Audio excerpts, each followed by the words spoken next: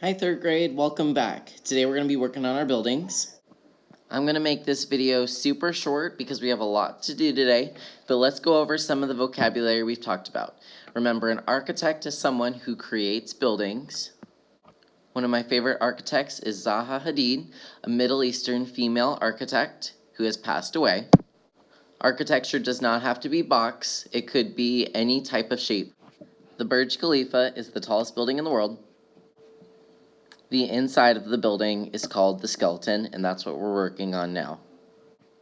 Last time what we did was we put newspaper on our building.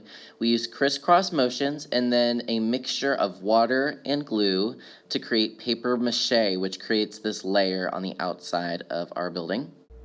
As you may have already noticed, it's kind of rough. Some areas might be flipping up, that's okay. What we're gonna do today is gonna make this just a little bit stronger so that we can paint. What we're gonna do today is very similar. Instead, we're gonna be using white copy paper.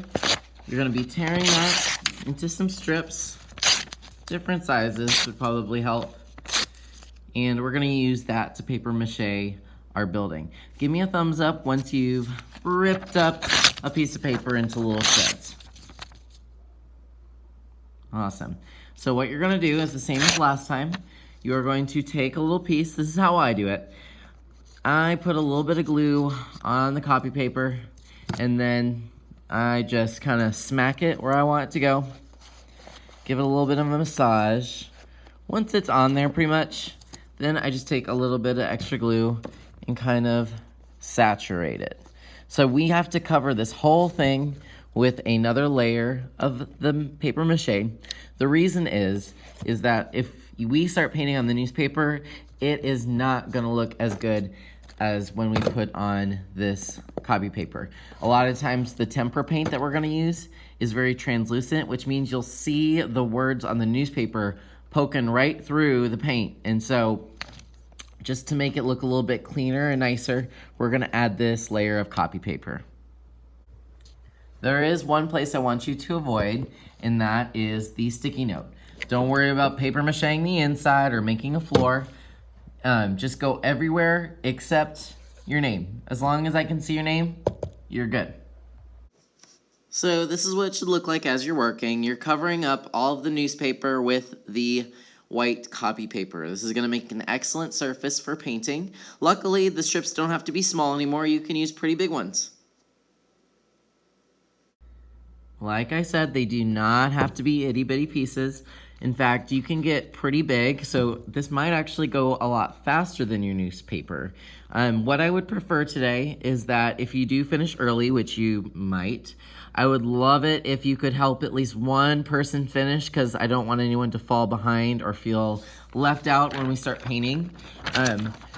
If for some reason something is not smoothing down, like I'm having trouble right here with this area, this corner, and getting things to smooth down, oftentimes adding more paper should smooth it out. So what I can do is I can add a smaller piece of the not the newsprint, the white copy paper, and that should actually, smooth it down a little bit more. So before you think you're all done, maybe scan some areas. Maybe there's some areas that are kind of popping out at you. Think of these little pieces of paper as mini Band-Aids, so they will help cover up and make this look real nice and smooth. All right, so I'm double checking. Do I have everything? Aha, I found a pesky spot. So just take a little bit of glue, saturate it. Yes, your hands are gonna get dirty. Please don't ask me to wash your hands if you're just gonna get them dirty again. There's no point. All right, that is looking smooth. Remember, don't forget, do not cover up your name. I need to know who this belongs to. They are all going to look exactly the same pretty much. Once you are done though, please follow those green arrows. And if you could please put it on the back counter so that way I can keep it safe from kindergarten and then it can dry and be ready for next time. Now you ain't done yet. What you're gonna do is you're gonna take a wet wipe. If you could please clean your hands, get all that gunk out of your fingernails, your fingertips, in between your fingers. Just give yourself a good cleaning of the hands. And then if you could, please take this dirty wet wipe and also clean your gunky old placemat, just so it's a little bit less dirty for the next person that has to use it. If you need another wet wipe, that's totally fine with me. As long as things are getting nice and clean around here, I'm good with it. Once you've cleaned everything and helped at least one friend, then you can choose a new activity. The activities are going to be the same as last time. Just please make sure that you're working quietly and also help any friends that need help. Oh, and of course, throw away all trash. All right, guys, you have a great day.